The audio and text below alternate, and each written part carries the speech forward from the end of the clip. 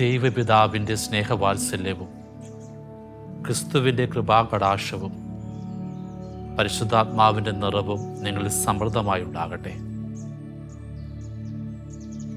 ദൈവത്തിൻ്റെ സ്നേഹാനുഭവം വിട്ട് അകന്നു പോകുന്ന ഏതൊരാൾക്കും ചേരുന്ന ഒരൊറ്റ വാക്കുണ്ട്: നഷ്ടപ്പെട്ടവൻ, ലോസ്റ്റ്. അതെ, ഒരുപാട് മനുഷ്യർ നഷ്ടപ്പെട്ടവരാ. ദൈവനാമം ഉരുവിട്ട് ജീവിച്ച ചില മനുഷ്യരിപ്പോൾ ദൈവവിരോധികളായിട്ട് മാറുന്നു.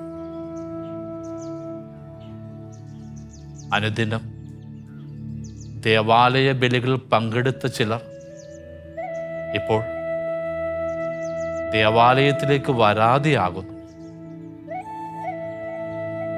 വചനത്തിൽ ദൈവത്തിൻ്റെ സ്വരം കേട്ട് ധ്യാനിച്ച ചില മനുഷ്യർ ഇപ്പോൾ ബൈബിൾ വായിക്കാതെയാകുന്നു. അൾത്താരഭാരരായ ചിലർ സഭാവിരോധികളായിട്ട് മാറുന്നു. അനുസരണശീലമുള്ള ചില മക്കൾ ഇപ്പോൾ മാതാപിതാക്കളെ ഗവനിക്കുന്നതേയില്ല. നിറമിഴികളോടെ ബലിയർപ്പിച്ച പുരോഹിതർ തന്നെ ലോകത്തിൻ്റെ മോഹങ്ങളിലേക്ക് വീഴുകയാണ്. അതെ, എത്രയെത്ര ഉദാഹരണങ്ങളാ നഷ്ടപ്പെട്ടവർക്ക്, ലോസ്റ്റിന്. അതെ, ഒരുപാട് മനുഷ്യർ ദൈവത്തിൻ്റെ സ്നേഹാനുഭവം വിട്ട് അകന്നു പോവുകയാണ്, നഷ്ടപ്പെട്ടവരാവുകയാണ്. പല കാരണങ്ങളുണ്ട് ഇങ്ങനെ നഷ്ടപ്പെടാൻ. ചിലപ്പോൾ അവരുടെ ജീവിതത്തിലുണ്ടായ ദുരന്താനുഭവങ്ങളുടെ മുറിവാകാം, പ്രിയപ്പെട്ടവരുടെ അവഗണനയാകാം, അധികാരികളുടെ അനീതിയാകാം, കേൾക്കപ്പെടാത്ത ചില പ്രാർത്ഥനകളാകാം, വിശ്വാസ ജീവിതത്തിൽ സംഭവിക്കുന്ന ചില സംശയങ്ങളാകാം. ഇങ്ങനെ ഒരുപാട് കാരണങ്ങൾ ഒരാളെ നഷ്ടജീവിതത്തിലേക്ക് നയിക്കുന്നുണ്ടാകും. ഇന്ന് നിങ്ങൾ വിശ്വാസിയാകാം, പ്രാർത്ഥിക്കുന്നവനാകാം, ബൈബിൾ വായിക്കുന്നവനാകാം, തിരുസഭയെ ആദരിക്കുന്നവരാകാം. പക്ഷേ അഭിമാനിക്കാൻ വരട്ടെ, നാളെ ഒരു പ്രലോഭന കാലം വരുമ്പോൾ എല്ലാം തള്ളിപ്പറഞ്ഞ് നഷ്ടപ്പെട്ടു പോകാൻ സാധ്യതയുള്ളൊരു ലോകമാണിത്. സൂക്ഷിച്ചു കൊള്ളുക.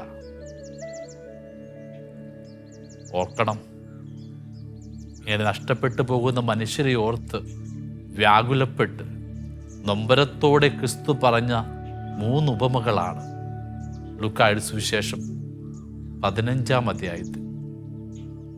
എങ്ങനെയൊക്കെയാണ് ഓരോ മനുഷ്യരും കൈവിട്ട് പോകുന്നതെന്നും നഷ്ടപ്പെട്ടു പോകുന്നതെന്നും ഓർമ്മിപ്പിക്കുന്ന ഉപമകൾ. അതിൽ ആടിൻ്റെ ഉപമയുണ്ട്, നാണയത്തിൻ്റെ ഉപമയുണ്ട്, ഒരു പുത്രൻ്റെ ഉപമയുണ്ട്. ഓർക്കണം, ഒരിടയന് 100 ആടിൽ ഒരാട് നഷ്ടപ്പെട്ടു പോവുകയാണ്, 99 ബാക്കിയുണ്ട്. അടുത്ത ഉപമയിൽ ഒരു സ്ത്രീക്ക് 10 നാണയങ്ങൾ, ഒരു നാണയമാണ് കൈവിട്ട് പോയത്, 9 അപ്പോഴും ബാക്കിയുണ്ട്. എന്നാൽ 3-ാമത്തെ ഉപമയിൽ 2 പുത്രന്മാരിൽ ഒരു പുത്രൻ അകന്നു പോകുകയാണ്, ഒരാളെ ബാക്കിയുള്ളൂ. ആദ്യം ആട്, പിന്നെ നാണയം, പിന്നെ പുത്രൻ. ഓരോ ഉപമ പറഞ്ഞു തീരുമ്പോഴും നഷ്ടപ്പെടുന്നതിൻ്റെ മൂല്യം കൂടിക്കൂടി വരികയാണ്. നമ്മൾ ഒരുപാട് ധ്യാനിച്ചിട്ടുള്ള നഷ്ടപ്പെടലിൻ്റെ ഉപമ തന്നെയാണിത്. എന്നാൽ ഈ ഉപമകളിൽ നഷ്ടപ്പെട്ടിട്ടില്ല എന്ന് സ്വയം വിചാരിച്ച ഒരാൾ അവസാനം നഷ്ടപ്പെട്ടു പോയി. അത് വീട്ടിൽ വെച്ച് തന്നെ നഷ്ടപ്പെട്ടൊരു പുത്രനാണ്. അത് മറ്റാരുമല്ല, 3-ാമത്തെ ഉപമയിലെ ദൂതപുത്രൻ്റെ ചേട്ടൻ. അവൻ വീട്ടിൽ തന്നെയുണ്ട്. എന്നാൽ ദൂതപുത്രന്റെ കഥ അവസാനിക്കുമ്പോൾ അവൻ വീടിന് പുറത്ത് നിൽക്കുകയാണ്. കഥ തീരുമ്പോൾ അവസാനമായി നഷ്ടപ്പെട്ടൊരു വ്യക്തിയായിട്ട് അവൻ മാറുന്നു. ഒരുപക്ഷെ നമുക്ക് ഭാവിയിൽ സംഭവിക്കാൻ സാധ്യതയുള്ളൊരു ദുരന്തത്തിൻ്റെ അടയാളം തന്നെയാണ് ഈ മൂത്തപുത്രൻ. നമുക്കറിയാം, യേശുവിൻ്റെ കൂടെ 3 വർഷം ജീവിച്ച പല ശിഷ്യന്മാരുണ്ട്. അവൻ്റെ വചനം കേട്ട് അവൻ്റെ അത്ഭുതം കണ്ട് അവൻ്റെ പിന്നാലെ വന്നിട്ടും അവസാന നിമിഷം കൈവിട്ട് പോയ പല ശിഷ്യന്മാരും യുദാസിനെ പോലെ നിഴൽ പോലെ ജീവിച്ചിട്ടും കൈവിട്ടു പോകാൻ സാധ്യതയുള്ള വിശ്വാസികളുണ്ടെന്നേ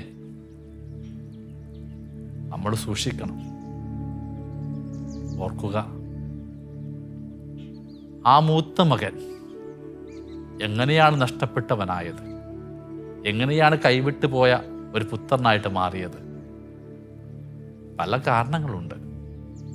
അതിലാദ്യത്തേത് അവനുള്ളിൽ ഒളിപ്പിച്ചു വെച്ച സ്വാർത്ഥതയാണ്. ആത്മീയ ജീവിതം നയിക്കുന്ന പല മനുഷ്യരും ആരും കാണാതെ ഉള്ളിൽ സൂക്ഷിച്ചു വെക്കുന്ന ഒരു അപരാധം തന്നെയാണ് സ്വാർത്ഥത, സെൽഫിഷ്നെസ്. ഈ മൂത്ത മകൻ അത് വേണ്ടുവോളം ഉണ്ടായിരുന്നു. കാരണം എന്താ? യഹൂദ പാരമ്പര്യമനുസരിച്ചൊരു പുത്രന് 2 മക്കളുണ്ടെങ്കിൽ ആ പിതാവിൻ്റെ സ്വത്തിൽ 2 അവകാശപ്പെട്ടത് മൂത്ത മകനാണ്. ഈ മൂത്തവന് 2 ഭാഗമുണ്ട്. ഒരു ഭാഗവുമായിട്ടാണ് ഇളയ സഹോദരൻ നാട് വിട്ടു പോയത്. അവൻ ദൂർത്തടിച്ചെല്ലാം തീർത്തു മടങ്ങി വരുന്നു. സ്വാഭാവികമായും അവൻ ആശങ്കപ്പെട്ടിരിക്കാം. തനിക്ക് അവകാശപ്പെട്ട 2 ഭാഗത്തിൽ ഒന്ന് ചിലപ്പോൾ പിതാവ് പറഞ്ഞ് കൊടുക്കേണ്ടി വന്നാലോ? അതൊരു സ്വാർത്ഥതയാണ്. ആ സ്വാർത്ഥത ഉള്ളിലിരുന്നു കൊണ്ട് ഉരുകിയത് കൊണ്ടാണ് സ്വന്തം സഹോദരൻ മടങ്ങി വന്നപ്പോഴും അവന് സന്തോഷിക്കാൻ കഴിയാതെ പോയത്. നമ്മുടെ ഉള്ളിൽ ഒരുപാട് സ്വാർത്ഥതകളില്ലേ? പല നന്മ പ്രവൃത്തികളും നാം ചെയ്യുമ്പോൾ, പല സൽപ്രവൃത്തികളുടെ പിന്നാലെ നാം പോകുമ്പോൾ അതിൻ്റെ മറയിൽ ഒളിപ്പിച്ചു വെച്ച സ്വാർത്ഥതയൊന്ന് കണ്ടെത്താൻ ശ്രമിക്കുക. നമ്മുടെ പേരിന് വേണ്ടിയാകാം, മറ്റുള്ളവർ നമ്മളെ അഭിനന്ദിക്കാൻ വേണ്ടിയാകാം, സ്ഥാനമാനങ്ങൾക്ക് വേണ്ടിയാകാം. അതെ, അങ്ങനെ ചെയ്യുന്ന നന്മയുടെ ഉള്ളിൽ സ്വാർത്ഥതയുണ്ടെന്നേ. ഒരു ടീച്ചർ ആത്മാർത്ഥമായി കുട്ടികളെ പഠിപ്പിക്കുന്നുണ്ട്. അവരുടെ പഠനത്തിൻ്റെ നിലവാരം ഉയർത്തുവാൻ സ്പെഷ്യൽ ക്ലാസ് തന്നെ കൊടുക്കുന്നുണ്ട്. അവർക്ക് കുട്ടികളോട് നല്ല വാത്സല്യം, കുട്ടികൾക്ക് തിരിച്ചും നല്ല സ്നേഹവും. ഒരു മുതിർന്ന ടീച്ചറാണ്. സ്വാഭാവികമായിട്ടും ആ സ്കൂളിൽ ഹെഡ്മിസ്ട്രസ് മാറുമ്പോൾ ഈ ടീച്ചറായിരുന്നു സ്വാഭാവികമായിട്ട് ഹെഡ്മിസ്ട്രസ്സായിട്ട് വരേണ്ടത്. എന്നാൽ എന്തോ ഒരു രാഷ്ട്രീയ ഇടപെടൽ മൂലം അവർക്ക് ആ സ്ഥാനം കിട്ടിയില്ല, മറ്റാരുമായി. അതോടെ ആ ടീച്ചറിൻ്റെ ആത്മാർത്ഥത കെട്ടുപോയി. സ്പെഷ്യൽ ക്ലാസ് എടുക്കുന്നില്ല, ഉത്തരവാദിത്തപ്പെട്ട ക്ലാസ് സമയത്ത് പോലും ആത്മാർത്ഥമായിട്ട് പഠിപ്പിക്കുന്നില്ല. അപ്പോൾ കുട്ടികൾക്ക് തന്നെ മനസ്സിലാകും ടീച്ചറെ കാണിച്ച നന്മകളൊക്കെ ഈ പൊസിഷൻ കിട്ടാൻ വേണ്ടി കാണിച്ച സ്വാർത്ഥതയാണെന്ന്. ഇതൊരു ഉദാഹരണമാണ്. നമ്മുടെ അനുദിന ജീവിതത്തിൽ പല നല്ല കാര്യങ്ങൾ നാം ചെയ്യുന്നത് ഫോട്ടോ സഹിതം പത്രത്തിൽ വരാൻ വേണ്ടിയല്ലേ? ഈ മൂത്തപുത്രന്റെ സ്വാർത്ഥത അപ്പോൾ നമ്മുടെ ഉള്ളിലുണ്ടെന്നേ. ഈ മൂത്തപുത്രന്റെ 2ാമത്തെ അപരാധം എന്താ? അതവൻ്റെ ദാസ്യ മനോഭാവമാണെന്ന് ഞാൻ പറയും. ഓർക്കണം, ഇളയ മകൻ വീടും നാടും വിട്ട് ദൂരദേശത്തേക്ക് പോയി സുഹൃത്തുക്കളോടൊപ്പം ആടിപ്പാടി ജീവിച്ചു. അവൻ്റെ സമ്പത്തുകളൊക്കെ കൈവിട്ടു പോയി. ഒടുവിൽ അവൻ ഒരു ദാസനാകുന്നുണ്ട്. ഏതോ മനുഷ്യൻ്റെ കീഴിൽ പന്നികളെ നോക്കുന്നൊരു ദാസൻ. അവിടെ തവിട് പോലും കിട്ടാതെ അവനിങ്ങനെ തകർന്നപ്പോൾ അവൻ സ്വപ്നം കണ്ടതെന്താ? സ്വന്തം ഭവനത്തിൽ ദാസ്യദാസമൃത്ത സുഭിക്ഷമായിട്ട് ഭക്ഷിക്കുന്നു. അവരെപ്പോലെയെങ്കിലും ജീവിക്കണമെന്ന ആഗ്രഹത്തോടെ ഒരു ദാസനാകാൻ മോഹിച്ചിട്ട ഈ ഇളയ മകൻ സ്വന്തം ഭവനത്തിലേക്ക് തിരികെ വരുന്നത്. എന്നാ പിതാവ് ഒരു ദാസനായിട്ടല്ല വീട്ടിലേക്ക് ക്ഷണിച്ചത്, ഒരു പുത്രനായിട്ട് തന്നെ അവനെ അംഗീകരിച്ചു. ഒരു പിതാവ് കൊടുക്കുന്ന സ്നേഹവാത്സല്യത്തിൻ്റെ അടയാളമായിട്ട് ഒരു ചുംബനം കൊടുക്കുകയാണ്. പിന്നെ അവനൊരു പുതിയ വസ്ത്രം ധരിപ്പിക്കുക. അഴുക്ക് പുരണ്ട കീറിയ പഴയ വസ്ത്രം മാറ്റി ശുദ്ധതയുടെ അടയാളമായി പുത്രൻ്റെ ആ സ്നേഹത്തിൻ്റെ അടയാളമായിട്ടൊരു പുതുവസ്ത്രം ധരിപ്പിക്കുക. ഒരു മോതിരം അണിയിക്കുന്നുണ്ട്. അത് അധികാരത്തിൻ്റെ അവകാശത്തിൻ്റെ അടയാളമാണ്. നീ ദാസനല്ല, പുത്രൻ്റെ അവകാശമുള്ളവനാണെന്ന് തെളിയിക്കാൻ തക്ക വിധം ഒരു മോതിരം ധരിപ്പിക്കുന്നു. പിന്നെ ചെരുപ്പ് ധരിപ്പിക്കുന്നുണ്ട്. ചെരുപ്പ് സംരക്ഷണത്തിൻ്റെ അടയാളമാണ്. കല്ലിലോ മുള്ളിലോ പാദം കൊള്ളാതിരിക്കാൻ കവചമായി മാറുന്ന ചെരുപ്പ്. ഈ ചെരുപ്പ് ധരിപ്പിച്ചതിലൂടെ ഈ ഭവനത്തിൽ നീ പുത്രൻ്റെ എല്ലാ സംരക്ഷണത്തിനും അവകാശപ്പെട്ടവനാണെന്ന് പിതാവ് പ്രഖ്യാപിക്കുക. അതെ, ദാസനാകാൻ വന്ന ആ ഇളയ മകനെ പിതാവ് മകനായിട്ട് തന്നെ സ്വീകരിച്ചു. എന്നാൽ ആ വീട്ടിൽ മകനെപ്പോലെ ജീവിക്കേണ്ട മൂത്ത മകൻ്റെ മനോഭാവം എങ്ങനെയായിരുന്നു? ലൂക്കായുടെ സുവിശേഷം 15-ാം അധ്യായം 29-ാം വാക്യം ഇങ്ങനെ പറയുകയാണ്: എത്ര വർഷങ്ങളായി ഞാൻ നിനക്ക് ദാസവേല ചെയ്യുന്നു, എന്നിട്ടും എൻ്റെ സുഹൃത്തുക്കളോടൊപ്പം ആഘോഷിക്കാൻ നീ ഒരു ആട്ടിൻകുട്ടിയെ പോലും തന്നില്ലല്ലോ എന്ന്. മൂത്ത സഹോദരന്റെ വാക്കാണിത്. എത്ര വർഷങ്ങളായി ഞാൻ നിനക്ക് ദാസ്യവേല ചെയ്യുന്നു. പുറമോടിയിൽ അവൻ പുത്രനെ പോലെ ജീവിക്കുമ്പോൾ അവൻ്റെ ഉള്ളിലെ മനോഭാവം ദാസ്യ മനോഭാവമാണ്. എന്താണ് ഒരു പുത്രനും ദാസനും തമ്മിലുള്ള വ്യത്യാസം? ദാസൻ ഒരുപക്ഷെ പുത്രനേക്കാളേറെ ആത്മാർത്ഥമായ ഒരു ഭവനത്തിൽ വർക്ക് ചെയ്യും. എന്നാൽ അവനിതൊക്കെ ചെയ്യുന്നത് പ്രതിഫലത്തിന് വേണ്ടിയാണ്, കൂലിക്ക് വേണ്ടിയാണ്. കൂലി കുറഞ്ഞാൽ, ശമ്പളമില്ലാതെയായ അവൻ ആ വീട് വിട്ടു പോകും. അവൻ്റെ ആത്മാർത്ഥത ഇല്ലാതെയാകും. പ്രതിഫലം ആഗ്രഹിച്ചുള്ള അധ്വാനമാ ഒരു ദാസൻ ചെയ്യുന്നത്. എന്നാൽ ഒരു പുത്രൻ അവൻ്റെ വീട് അവൻ്റെ സ്വന്തമായതുകൊണ്ട് ഒന്നും പ്രതീക്ഷിക്കാതെ കർമ്മം ചെയ്യേണ്ടവനാ, നിസ്വാർത്ഥമായിട്ട് കർമ്മം ചെയ്യേണ്ടവനാ. ഈ മൂത്ത മകൻ്റെ പരാജയം, അവൻ ഉള്ളിൻ്റെ ഉള്ളിൽ ദാസനായി ജീവിച്ചു, പ്രതിഫലം മോഹിച്ചു, അധ്വാനിച്ചു. പലപ്പോഴും നമ്മൾ ഇങ്ങനെയല്ലേ? നമ്മുടെ പേരിന്, മഹിമയ്ക്ക്, സ്ഥാനമാനങ്ങൾക്ക്, ശമ്പളത്തിന് ഒക്കെ വേണ്ടി നമ്മളിങ്ങനെ അധ്വാനിച്ചു കൊണ്ടിരിക്കുക. എന്നാണ് സഭയ്ക്ക് വേണ്ടി, ക്രിസ്തുവിന് വേണ്ടി, വിശ്വാസത്തിന് വേണ്ടി നിസ്വാർത്ഥമായി സ്വന്തം പുത്രൻ അല്ലെങ്കിൽ പുത്രി എന്ന മനോഭാവത്തോടെ നമുക്ക് അധ്വാനിക്കാനാകുക, സുവിശേഷ വേല ചെയ്യാനാകുക, സാക്ഷ്യമായിട്ട് മാറാനാകുക. അതെ, ഈ മൂത്ത മകൻ്റെ രണ്ടാമത്തെ അപരാധം ഈ ദാസ്യ മനോഭാവമായിരുന്നു. മൂന്നാമത്തത് എന്താ? ഓർക്കണം, ഇളയ സഹോദരൻ ദൂരേക്ക് പോയി തിരികെ വന്നപ്പോൾ അവൻ്റെ ജീവിതത്തെ ചൂണ്ടി ഈ സഹോദരൻ, മൂത്ത സഹോദരൻ ഒരുപാട് കുറ്റാരോപണങ്ങൾ നടത്തുന്നുണ്ട്. അവൻ സ്വത്ത് ദുർവ്യായം ചെയ്തു, മദ്യപിച്ചു, മോശം ബന്ധങ്ങൾ വീണ് ബലഹീനനായി. ഇതൊക്കെ ഈ മൂത്ത സഹോദരൻ ആരോപിക്കുന്ന കുറവുകളാണ്. എന്നാൽ ഈ ഉപമയിൽ ഒരിക്കലും പറയുന്നില്ല ഈ മൂത്ത സഹോദരൻ ഇളയവന്റെ പിന്നാലെ പോയി അവന്റെ ജീവിതം കണ്ടിട്ടാണ് തിരികെ വന്നതെന്ന്. ഊഹിച്ച് അവൻ പറഞ്ഞ കുറ്റങ്ങൾ തന്നെയാകാം ഇത്. മനഃശാസ്ത്രം പറയുന്നു, ഒരുവൻ മറ്റൊരുവനെ അകാരണമായി കുറ്റപ്പെടുത്തുന്നുണ്ടെങ്കിൽ അതിന് പിന്നിലുള്ള ചേതുവികാരം സ്വന്തം കുറ്റങ്ങൾ മറച്ചു വെക്കാനുള്ള ഭയം മൂലമാണെന്ന്. സ്വയം മാന്യനാകാൻ അവരെന്നെ കുറ്റപ്പെടുത്തുന്ന മനുഷ്യ ചുറ്റുമില്ലേ? ഒരുപക്ഷെ ഈ മൂത്ത മകൻ സ്വന്തം ജീവിതത്തിൽ ചെയ്ത അപരാധങ്ങൾ മറ്റാരും കാണാതിരിക്കാൻ ആ കുറവുകൾ സഹോദരനിൽ അടിച്ചേൽപ്പിച്ചതാണോ? പലപ്പോഴും നമ്മൾ അങ്ങനെയാണ്. മറ്റുള്ളവരെ കുറ്റപ്പെടുത്താൻ, അവരെ തിരുത്താൻ എന്ത് സന്തോഷമാണ്. എന്നാൽ സ്വന്തം കുറവുകൾ കാണാൻ, തിരിച്ചറിയാൻ എളിമയുടെ വെട്ടമില്ലാതെ പോകുന്നവർ പെരുകി വരികയാണ്. ഇതായിരുന്നു മൂത്ത സഹോദരൻ്റെ മൂന്നാമത്തെ അപരാധം. ഇളയവനിൽ ഒരുപാട് കുറ്റം കണ്ടെത്തി. ഇനിയുമുണ്ട് ഒരുപാട് കുറവുകൾ. ഈ മൂത്ത മകൻ ഇങ്ങനെ ഹൃദയം കഠിനമാക്കി വീടിൻ്റെ പുറത്ത് നിൽക്കുമ്പോൾ പിതാവ് ഇറങ്ങി വരുന്നുണ്ട് സാന്ത്വനങ്ങൾ പറയാൻ. നിന്റെ ഇളയവൻ തിരിച്ചു വന്നു, നമ്മൾ സന്തോഷിക്കണം, ആഹ്ലാദിക്കണമെന്ന് മകനെ എന്ന് വിളിച്ച് ആ മകൻ്റെ അടുത്തേക്ക് വന്നപ്പോൾ ആ മകൻ്റെ പ്രതികരണം എന്താ? സ്വന്തം ദാസിദാസന്മാരുടെ മുമ്പിൽ ആ പിതാവിനെ നീയേ എന്ന് പറഞ്ഞ് അപമാനിക്കുക, നിന്ദനീയമായ വാക്കുകൾ കൊണ്ട് അഭിസംബോധന ചെയ്യുക.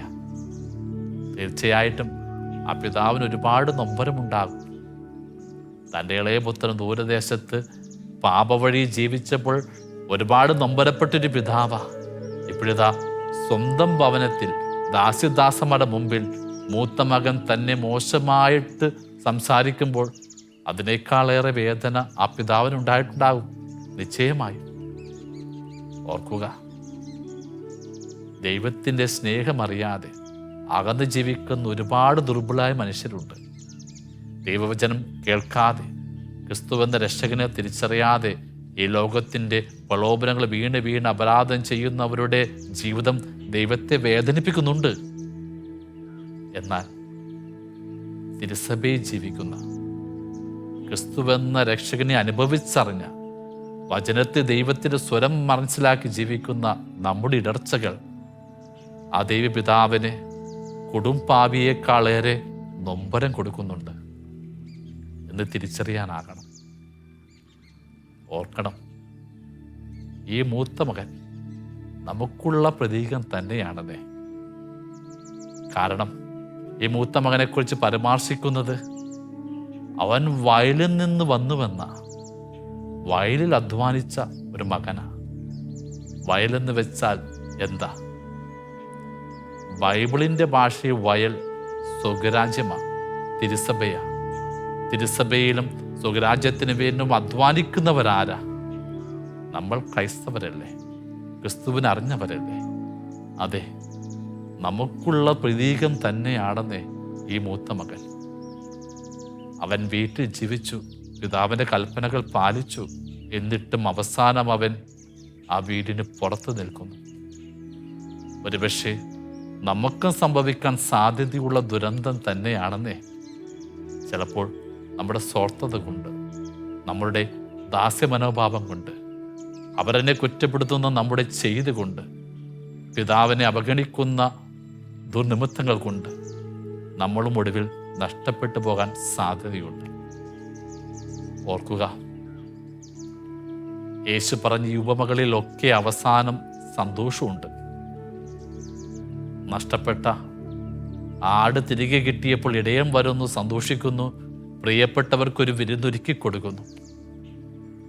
നഷ്ടപ്പെട്ട ആ നാണയം തിരികെ കിട്ടിയപ്പോൾ ആ സ്ത്രീയും വരുന്നു, പ്രിയപ്പെട്ടവർക്ക് സന്തോഷത്തിൻ്റെ വിരുന്ന് പങ്കുവെച്ച് കൊടുക്കുകയാണ്.